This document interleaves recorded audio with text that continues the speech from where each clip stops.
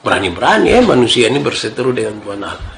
Berani-berani sekali manusia ini melawan Tuhan Allah. Tidak tahukah manusia bahwa Tuhan Allah itu berkuasa? Pak Pendeta, memang kadang-kadang kita tidak mau untuk melawan Tuhan Allah. Siapa berani melawan? Tidak ada. Tetapi tanpa sadar, seringkali tindakan-tindakan kita justru melawan Allah.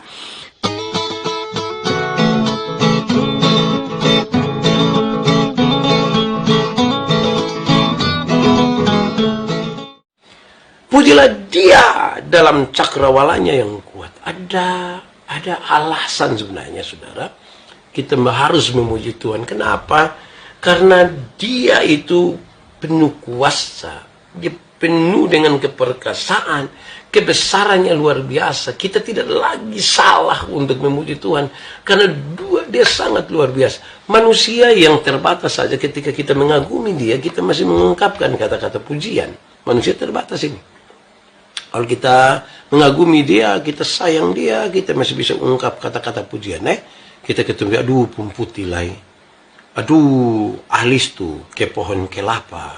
Pohon kelapa, alis sama ke domba, ada jalan-jalan. Ya kira-kira begitu. Manusia saja yang sangat terbatas. Kita masih bisa puji-puji Dia sedikit, omong-omong Dia sedikit.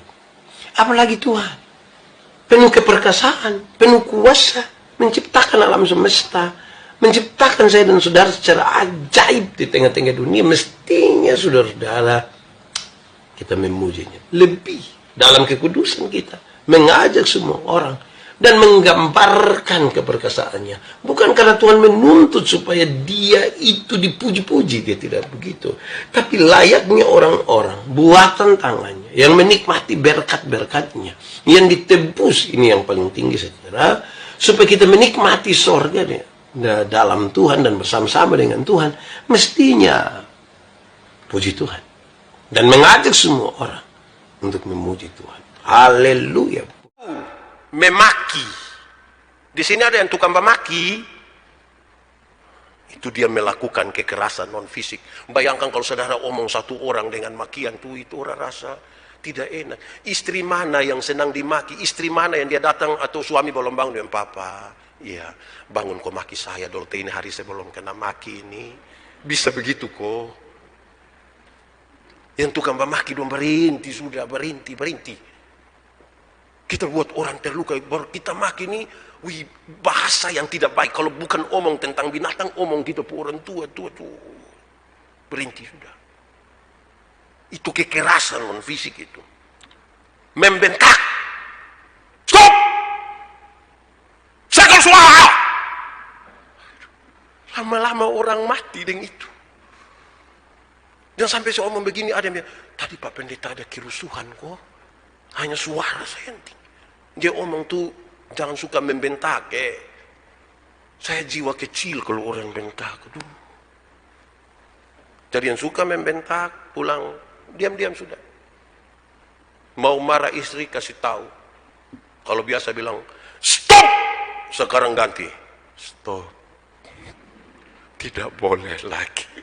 Itu pasti istri pikir, aduh, mungkin ini hari terakhir. Jadi tenang-tenang, jangan suka membentak. Kebencian. Kebencian itu mesti dibuang. Ada orang hidup yang setengah mati. Dia dalam kebencian sekali. Ada banyak orang yang kebencian itu mengarahkan dia seolah-olah tidak mau lagi untuk berdamai. Dia tidak mau. Dendamnya berkepanjangan sekali karena kebencian. Bahkan kadang-kadang dia memilih untuk tidak mau kenal lagi orang yang mungkin pernah berurusan dengan dia sehingga dia sangat-sangat membenci. Nah, ini nasihat firman Tuhan yang saya kira sangat baik. Kenapa?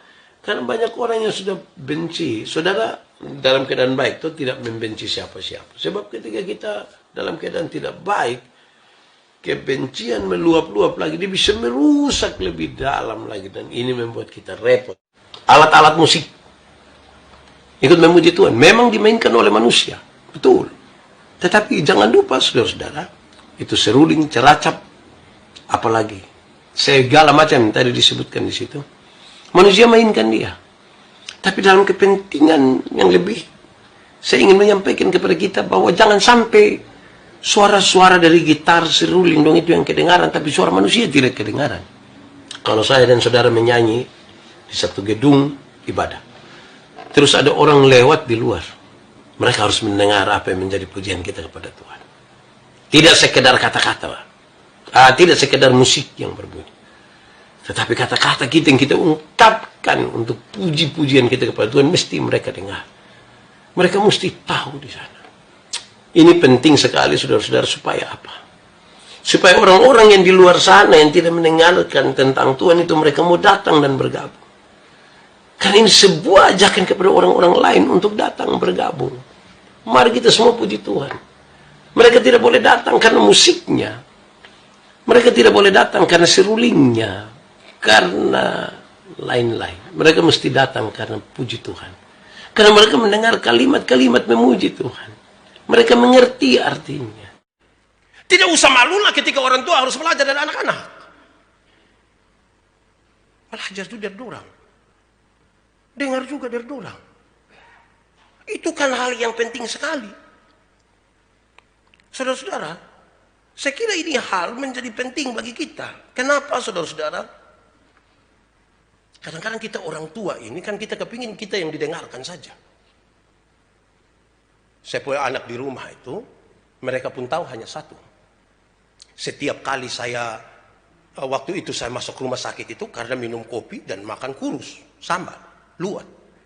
Jadi setiap hari ketika saya mau minum kopi atau ambil luat, dorang tiga marah. Bapak tidak boleh minum kopi, tidak boleh. Anaknya kok bapak coba sedikit. Tidak boleh. Terus saya minta pertolongan ibu. Saya berharap ibu kan tolong saya. Kan saya ibu suami. Mama, bapak bisa sedikit kok. Saya hitung-hitung ibu pasti bela ini. Ibu bilang, Pak, cokol sekali dengar anak, dong bisa kok. Coba sot-sot kali dengar anak, dong bisa kok. Itu kalimat itu serius, saudara. Kenapa? Kenapa? Seringkali kita yang orang-orang tua yang masih muda ini sudah tidak lagi dengar orang-orang tua yang sutua. Kan kita sudah menikah, kita sudah ada anak, mau dengar dorang buat apa lagi? Apalagi kita yang urus dorang. Rendahkan hati sedikit kau dengar.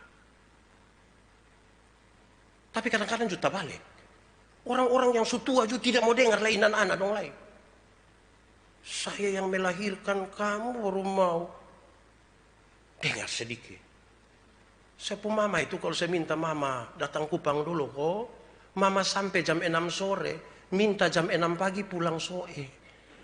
Mama itu di sini dulu. Mam tua selalu aduh anak nanti babi di rumah siapa kas makan. Saya bilang mama ini anak ini mama. Mama habis banding dengan babi itu. Dengar dulu. Mama doang juga jangan terlalu egois lah. Baku dengarlah, belajarlah satu dengan yang lain. Karena kita semua guru, tapi kita semua murid juga di situ. Belajar. Karena sekolah itu, rumah itu sekolah. Masa kok hanya anak doang saya yang belajar? Tapi kita yang lain tidak mau belajar, tidak bisa.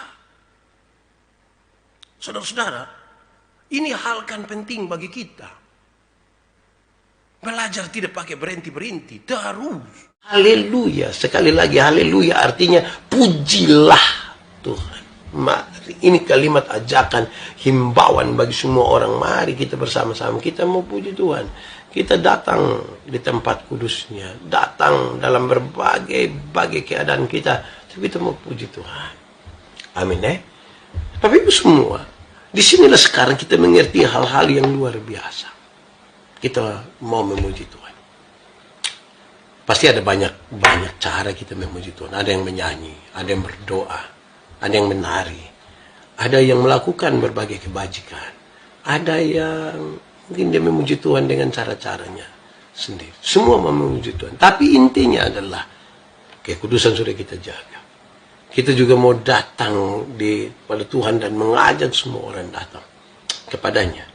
Tapi ada juga yang lebih di situ, saudara-saudara. Supaya kita tahu bahwa ini sebuah ekspresi iman, sebuah pernyataan iman, sebuah ungkapan iman kita. Ini bukan puji-pujian kosong. Ada ungkapan iman. Ini bukan reaksi-reaksi emosional. Ketika musik berbunyi dan kita mulai agak tepuk tangan sedikit, kita goyang-goyang sedikit. Bukan itu. Ini sebuah ekspresi iman yang kita mau ekspresikan. Ini sebuah keyakinan iman karena kita berjumpa dengan masalah demi masalah. Ini bukan sekedar kita datang untuk mencari kepuasan pribadi. Tidak. Kita datang di hadirat Tuhan untuk sebuah kemuliaan Tuhan. Bukan untuk kepuasan. Masih banyak orang beribadah untuk kepuasan diri. Bukan untuk kemuliaan. Masih banyak orang pindah-pindah gereja sana sini untuk mencari kepuasan. Masih banyak orang pilih ini pendeta pengkhotbah dong ini hanya untuk kepuasan telinga mereka. Nafsu yang berlebihan. Buanglah nafsu yang berlebihan. Nafsu makan yang berlebihan, buang. Nafsu seks atau nafsu-nafsu lain itu Tuhan menciptakan nafsu. Tapi dia tidak mau supaya kita nafsu di segala tempat. Tidak bisa begitu. Sehingga nafsu yang berlebihan itu tidak boleh. Diletakkan pada tempatnya. Nafsu makan, jangan berlebih-lebihan. Walaupun kita lagi bernafsu sekali, tapi pas-pas saja. Dan seterusnya. Saya kira itu sangat baik bagi kita dalam urusan kebersamaan, persekutuan. Bayangkan kalau orang pun nafsu berlebihan sekali, nafsu makan saja, jauh nafsu lain. Nafsu makan berlebihan itu bisa saja dia tidak ingat istri, tidak ingat anak, tidak ingat komunitas dan persekutuan. Bagaimana kita bisa menjaga dan mengawal persekutuan itu dengan baik? Kekerasan fisik, perkelahian misalnya, tidak boleh ada. Tidak boleh ada perkelahian. Tidak boleh sedikit-sedikit kesenai ini barang kok. Ingat, sutua. Mau berpukul dia siapa? Oto lewat kena angin saja jatuh. Tapi mau ancam semua orang. Berhenti. Karena ketika saudara begini tiba-tiba darah naik 189. Saudara melakukan kekerasan bagi diri sendiri. Berhenti sudah. Tidak usah ada kekerasan itu. Perkelahian tidak ada. Yang emosi-emosi dong berhenti sudah. Kekerasan fisik itu juga bisa berupa terorisme. Penghancuran.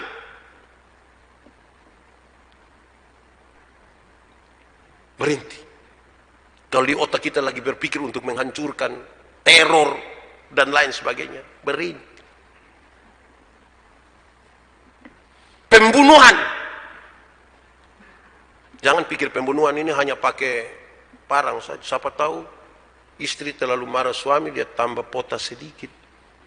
Atau dia lagi pikir-pikir bagaimana. Itu ibu-ibu dan berhenti sudah. Atau suami juga lagi pikir bagaimana menghalau istri. Tidak boleh ada pembunuhan.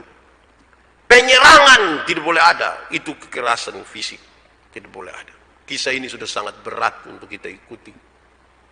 Jangan satu menyerang satu. Tidak boleh ada tawuran. Beruntung kira-kira 15 tahun terakhir di Kupang ini cukup aman. Orang tidak bakal lari kiri kanan lagi. Ya, suara-suara kita sayang tinggi. Baik juga. Tapi saya bilang orang Kupang ini juga sama kayak orang Papua mungkin kok. Suara semakin tinggi dia semakin baik sebenarnya. Kalau orang lewat, kawan, gimana? Oke, shalom, mantap, sampai jumpa. Nah, itu dia ada baik itu. Tapi kalau dia miring-miring baru datang, dia omong pelan-pelan bilang, mau gimana? Oh, itu dia agak berat itu. Itu kekerasan fisik dulu.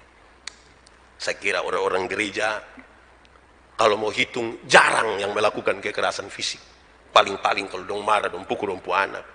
Dong marah dong lempar itu jendela. Dora marah dong angkat piring lempar. Cincin dong lempar buang bersadar. Aduh. Nikah. Itu. Buanglah bicara keras dan menghina. Kadang-kadang kita ini terlalu marah. Kita sepertinya mau menegur kesalahan. Tapi kemarahan kita meluap-luap sampai kadang-kadang kita bisa saja menghina orang. Ini sebuah tantangan bagi kita, termasuk bagi kita para pendeta dan lain sebagainya. Seringkali hal ini muncul dengan alasan kita menegur kesalahan. Kadang-kadang hal ini muncul berbicara dengan keras sebagai apa, seolah-olah sebuah ekspresi apalah begitu. Tapi kita tidak menjaga bahwa kita sendiri sebenarnya tidak suka dihina. Kita sendiri tidak mau kalau dikata-katai dengan keras sekali. Apa yang kamu rindukan supaya orang tidak perbuat kepada kamu, maka janganlah kamu perbuat itu kepada orang lain. Ada berapa banyak orang yang telah saudara panggil, yang telah saudara ajak. Ada banyak orang tidak mau urusan dengan orang lain. Keselamatan urusan pribadi, jadi mereka tidak urus orang lain. Ada beberapa orang yang penting dia ikut ibadah. Dia tidak mau berkecimpung di banyak hal. Dia tidak mau pusing dengan orang lain seperti apa. Yang penting dia datang dan beribadah. Nah, ini jadi masalah. Saya dan saudara harus berperan secara aktif. Mengajak orang. Pujilah Tuhan. Tapi kita sudah mulai dengan kita memuji Tuhan. Kita mulai dengan kita menjaga kekudusan. Kita juga mulai untuk datang dalam kemuliaan, bukan untuk mencari kepuasan. Kita datang dari sebuah keputusan iman, kan kita berjumpa dengan banyak sekali masalah yang sebenarnya memaksa kita dalam tanda petik untuk mengambil sikap iman itu seperti apa. Dan itu terjadi dalam hidup orang-orang percaya. Saudara akan mendapat mahkota bunga yang indah diletakkan di atas kepalamu. Wah, saya lebih ingin menekankan mahkota ini kepada predikat dan pengakuan. Predikat dan pengakuan orang yang memang dia. Dulu ketika baru mau ditabiskan jadi pendeta, para pendeta penabis itu, para senior selalu bilang begini, anak, adik, saya telah ditabiskan, nak pulang, peace, doa bapak kopi pelayanan sudah. Di kampung-kampung atau dimanapun kamu melayanilah dengan baik supaya orang mengalami pelayanan itu dengan baik dan dong bilang, ini baru pendeta. Itu pengakuannya di situ. Ini baru pendeta. Jangan kita melayani setengah mati berjemaat bilang begini, namanya juga pendeta baru. Ini baru pendeta dan pendeta baru itu dua hal yang beda sekali. Karena itu pengakuan itu terjadi ketika hal-hal ini kita jaga dengan baik. Ini saudara tidak buru-buru, tidak mencari-cari pengakuan di mana-mana, tapi ada hikmat di situ, ada disiplin di situ, dan kemudian kita ditolong untuk dapat bonus tambahan, yaitu mahkota, itu pengakuan. Ketika kemarahan itu ada, dia menjadi sangat mendendam kepada Yohanes. Lalu apa yang terjadi? Jalan-jalan yang dia pakai adalah dia menunggu waktu di mana dia akan melampiaskan kemarahan itu. Waktu di mana dia melampiaskan kemarahan itu tidak tanggung-tanggung. Dia pakai juga dia punya anak perempuan untuk itu. Saudara lihat sekarang, kalau saudara ada marah, saudara ada dendam, saudara pasti akan menunggu satu waktu. Dan untuk menunggu waktu itu semakin dekat, dan sampai pada waktu di mana saudara akan melampiaskan seluruh dendam dan amarah saudara, ada kemungkinan saudara bukan saja pakai segala cara, tapi bisa saja melibatkan orang-orang lain yang sebenarnya tidak harus ada di situ. Hukuman boleh ada. Jangan bilang kalau kekerasan tidak boleh ada, berarti tidak boleh ada hukuman. Hukuman tetap ada. Jangan pikir karena biar tadi itu toh, jadi ingat tidak boleh. Tidak, hukuman tetap ada. Sesuai dengan aturan. Tetapi aturan itu sudah dipakai sebagai tongkat yang menolong, jangan lagi sebagai cambuk yang memukul. Tongkat yang menolong, bukan cambuk yang memukul. Jadi pasti ada salah, betul hidup sama-sama nih, ada yang melakukan kesalahan, ada yang langgar aturan. Ini semua kita pakai untuk menolong dia. Dia melanggar berarti dia sementara jatuh, kasih dia tongkat untuk dia berdiri, bukan lagi untuk. Ada banyak hal kita tidak bisa terima. Pernyataan orang, perkataan orang kepada kita, sikap orang kepada kita, seringkali kita tidak terima. Saya juga pernah mengalami begitu. Tetapi ketika kita tidak bisa terima, bagaimana mengelola supaya tidak menjadi dendam, tidak menjadi amarah yang meluap-luap. Kan kita akan berharap pada kehancuran seseorang. Ada istri yang begitu marah kepada suaminya, ada suami yang begitu marah kepada istrinya. Ada anak-anak yang kecewa dan marah kepada orang tuanya. Ada banyak orang tua marah kepada anak-anaknya, berkepanjangan malah. Ada banyak ipar-ipar, ada banyak keluarga bertengkar dan merusak kasih persaudaraan yang dibangun dengan baik ketika orang tua masih hidup dan seterusnya. Apa sebabnya, saudara? Karena amarah itu tersimpan di dalam hati. Mika. Pertanyaannya adalah Mika. Apa artinya Mika? Bukan yang piring Mika itu, ini yang M-I-K-H-A. Mika. Menurut namanya, Mika itu berarti siapa yang seperti Allah? Siapakah yang seperti Allah? Pakai tanda tanya di belakang. Adakah yang seperti Allah? Adakah yang berdiri bisa sejajar dengan Allah? Jawabannya memang tidak ada. Allah terlalu luar biasa. Siapakah seperti dia? Yang tetap menyatakan kasihnya di tengah-tengah manusia tidak mengasihi dia. Siapakah yang seperti dia? Siapakah? Terlalu besar dan terlalu ajaib kuasa Tuhan itu, yang membuat arti nama ini menarik. Mika. Siapakah yang seperti Allah? Supaya setiap kali nama ini disebutkan, saudara tahu bahwa ternyata Allah terlalu besar. Tuhan Allah terlalu luar biasa. Tidak bisa dibandingkan dengan apapun. Dan dalam segala pemberontakan manusia, dia yang luar biasa itu bisa tetap menyatakan kasihnya kepada kita. Itu yang hebat. Itu yang luar biasa. Tentang orang tua. Pembacaan tadi mengingatkan yang baik. Hanya 2 saja. Tapi orang tua dikasih ingat.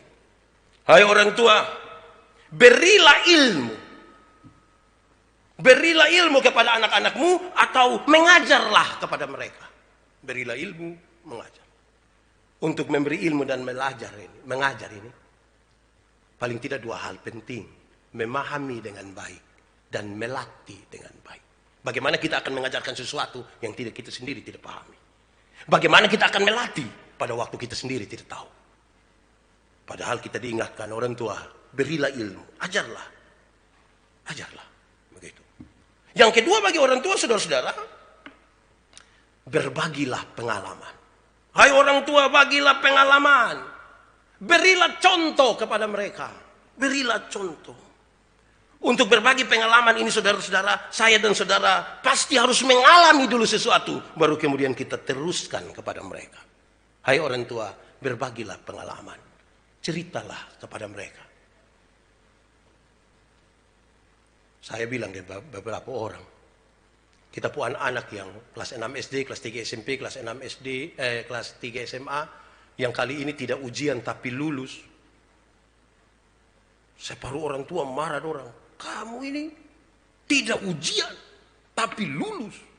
Bapak dulu setengah mati belajar. Padahal Bapak dulu tidak belajar. Tapi nasihat ini Bapak dulu belajar. Tidak. Alami dulu, baru kasih tahu yang benar. Itu tentang orang tua. Roh Kudus itu mengajarkan kepada kita banyak hal, termasuk juga berdoa untuk kita bagi hal-hal yang tidak terkatakan.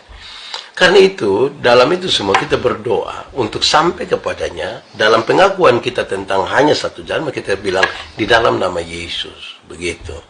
Tetapi bahwa pada dasarnya kita menyebutkan nama Yesus itu berkaitan dengan proses bagaimana manusia itu mendapatkan kasih karunia dari Tuhan Allah, ya.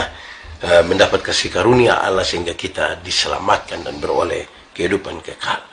Nah, saudara-saudara, kita manusia ini seringkali berjanji secara adat itu kita sulit untuk kita langgar.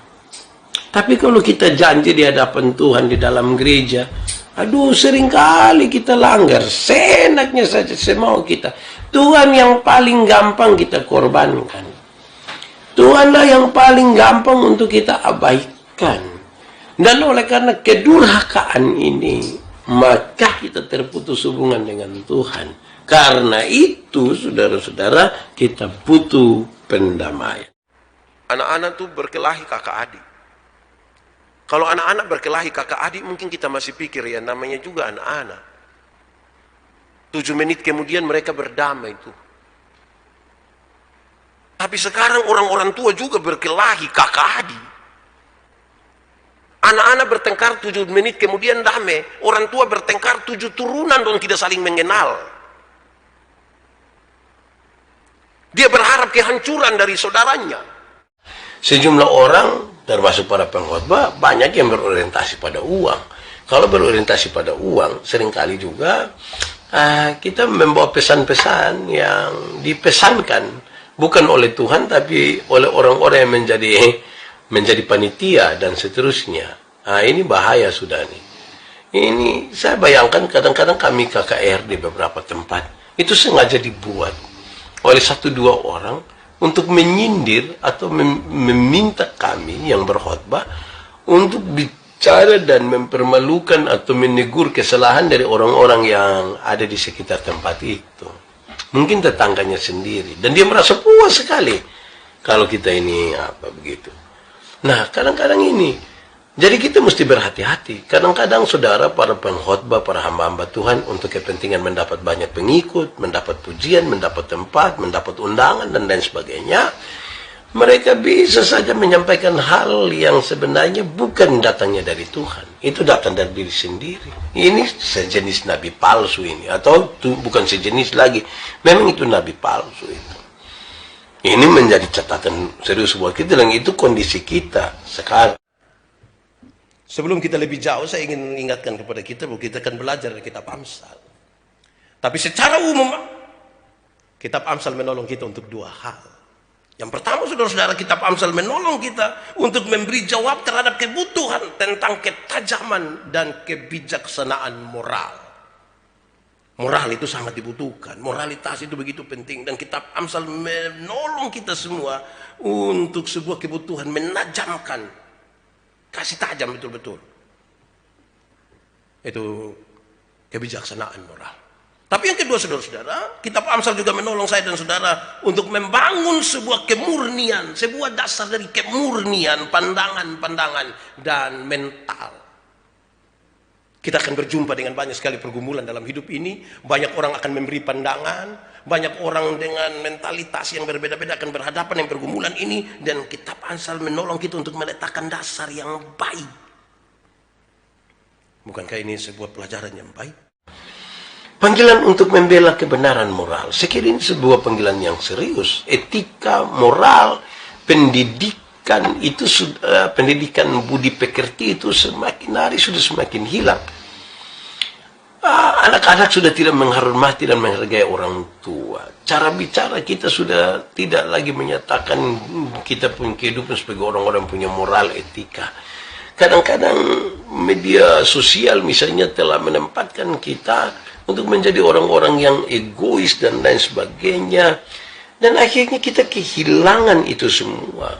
Moralitas kita bermasalah sehingga soal-soal etika, moral dan lain sebagainya menjadi sebuah pergumulan dalam kehadiran Nabi Mika waktu itu. Dan sekiranya bukan saja terjadi waktu itu, tetapi waktu sekarang pun sama.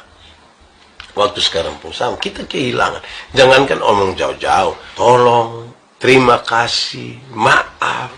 Yang sebenarnya etis yang harus kita pegang dan mulai hilang dari generasi-generasi ini. Saudara-saudara, mari kita jujur bahwa dosa itu bukan sekedar hal-hal yang kelihatan, saudara. Hal-hal yang tidak kelihatan pun banyak. Banyak kali kita membuat pengertian dosa itu menjadi sangat sempit. Seolah-olah kalau dia belum kena tangkap, ya itu belum berdosa. Kalau sudah kena tangkap dulu, baru kita semua rame-rame tunjuk dia sebagai manusia paling berdosa di situ. Nah, akhirnya banyak orang suka sembunyi-sembunyi saja. Nah, itu kan yang biasa jadi masalah kita, saudara-saudara. Omong keadaan apapun, ini kan tidak semua keadaan itu kita rasa baik bagi kita. Keadaan-keadaan yang baik itu kita siap terima. Keadaan-keadaan tidak baik itu kita sulit untuk terima. Tempat-tempat yang baik itu kita mau. Tempat-tempat yang tidak baik itu atau dalam pandangan manusia agak turun itu kita seringkali tidak mau. Saya dalam pengambilan untuk pemuda dan remaja hari Jumat, saya bilang begini, kita ini punya mental tunjuk orang ini disesuaikan pada keadaan. Kalau diminta untuk jadi majelis, diminta untuk jadi pengurus, nanti dia bilang, kenapa harus saya? Kenapa harus? Dia saja, kenapa mesti? Kalau diminta untuk yang begitu tuh kita bertanya berulang-ulang, kenapa harus saya? Tapi coba kalau hal-hal baik. Saudara akan menjadi gubernur Nusa Tenggara Timur. Siapa yang berani bilang, aduh kenapa mesti saya? Saya perasaan yang RT dong, kenapa mesti saya? Kalau yang baik itu kita bilang, itu saya sudah. Tapi kalau yang kita rasa, ini beban, ini kita tidak mau. Saudara akan menjadi orang terkaya di Indonesia. Siapa yang berani bilang, aduh kenapa mesti saya ya, aduh saya rasa saya pun muka ini bukan muka orang kaya. Siapa berani bilang begitu? Yang nona-nona, kamu akan menjadi wanita tercantik mau. Siapa yang berani bilang, kenapa harus saya? Saya perasaan dan putri Indonesia. Kalau yang kita rasa baik itu kita pun kepingin terima, itu terlalu tinggi lah. Tapi kalau kita rasa ini, apalagi harus kas keluar tenaga lagi, ini kerja sosial lagi. Tuhan Yesus siap. Keadaan seperti apapun dan dimanapun. Keadaan seperti apapun dan dimanapun. Lalu kita tinggal arahkan. Keadaan seperti apapun dan dimanapun. Itu berarti yang baik. Yang 3 hal yang Tuhan kerjakan tadi. Beritakan Injil, menyembuhkan, dan sekaligus menyatakan kerajaan Allah. Harus terjadi dimanapun. Kalau kita betul-betul mau meneladani Tuhan. Jangan di dalam gereja kita beritakan Injil. Di luar gereja jangan. Jangan kita di dalam gereja kata-kata kita menyembuhkan. Di luar gereja kita pun kata-kata menyakitkan dan melukai, menghancurkan. Dan jangan dalam gereja kita penuh kasih. Di luar itu kita baru rambut don tas siram. Gitu. Ini kalau kita mau teladan. Berani-berani manusia ini berseteru dengan Tuhan Allah. Berani-berani sekali manusia ini melawan Tuhan Allah. Tidak tahukah manusia bahwa Tuhan Allah itu berkuasa? Pak Pendeta, memang kadang-kadang kita tidak mau untuk melawan Tuhan Allah. Siapa berani melawan? Tidak ada. Tetapi tanpa sadar, seringkali tindakan-tindakan kita justru melawan Allah. Seteru itu, saudara-saudara, artinya kita menjadikan diri kita musuh Allah. Kita menempatkan diri kita sebagai musuh Allah. Tidak suka kepada hal-hal yang kemudian bertentangan dengannya. Kita ditempatkan oleh Allah sebagai manusia yang serupa dan segambar dengan Tuhan Allah dalam konteks dan dalam kisah penciptaan. Tetapi manusia itu mau untuk melebihi daripada apa yang Tuhan Allah mau. Semua tanaman dalam tanaman ini boleh kau makan buahnya. Yang ini tidak boleh. Dan manusia mau menempatkan dirinya untuk lebih dari itu. Obsesi terhadap dunia bisa membuat kita tidak memahami maksud Tuhan dalam hidup kita. Obsesi terhadap dunia membuat kita mungkin tidak akan memahami maksud Tuhan dalam hidup kita. Saya minta saudara renungkan sedikit. Apa yang paling menyita perhatian saudara saat ini? Apa yang paling menyita perhatian saudara tiap-tiap hari, tiap-tiap minggu, tiap-tiap bulan, tiap-tiap tahun? Atau ketika berpikir tentang masa depan, apa yang paling menyita pikiran saudara? Dan apa yang paling menyita pikiran kita saat ini, itulah yang sementara mengarahkan kita pada pokok tertentu.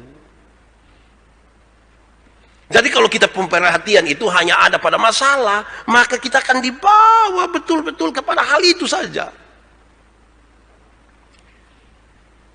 Saudara, kalau yang paling menyita perhatian kita adalah jabatan, kekayaan, jodoh, masalah-masalah, dan lain-lain, maka yang kita inginkan adalah melakukan apapun untuk mendapatkan seperti yang dilakukan oleh orang lain.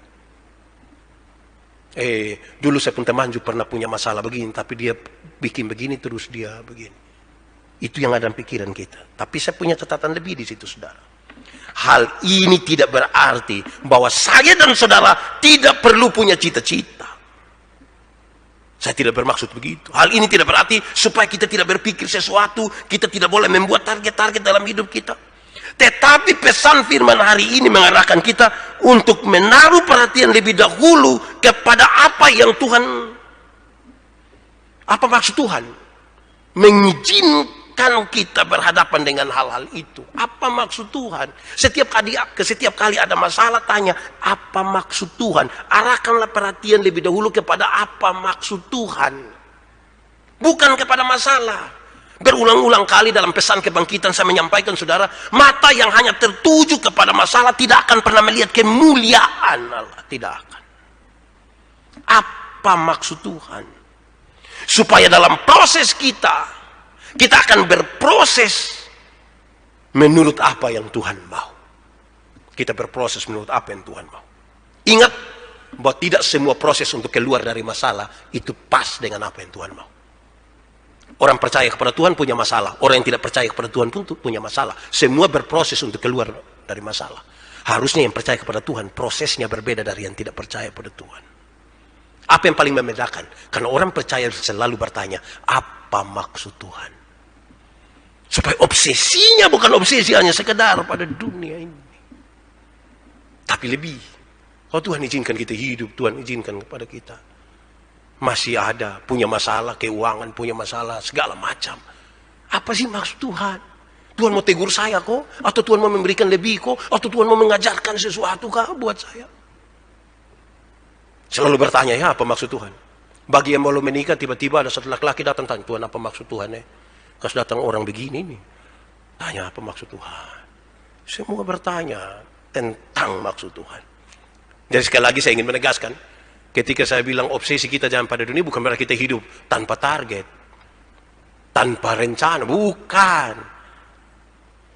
Tapi bertanya kepada Tuhan, apa maksud Tuhan untuk ini semua? Supaya kita tetap akan beribadah, menyerahkan semuanya kepada Tuhan, dan seterusnya. Dan seterusnya. Saudara-saudara, apa kaitan dengan corona hari ini ya? Kita bertanya, Tuhan kenapa Tuhan izinkan ini terjadi? Nituri memlana juga materi, nu ale masia, mi manas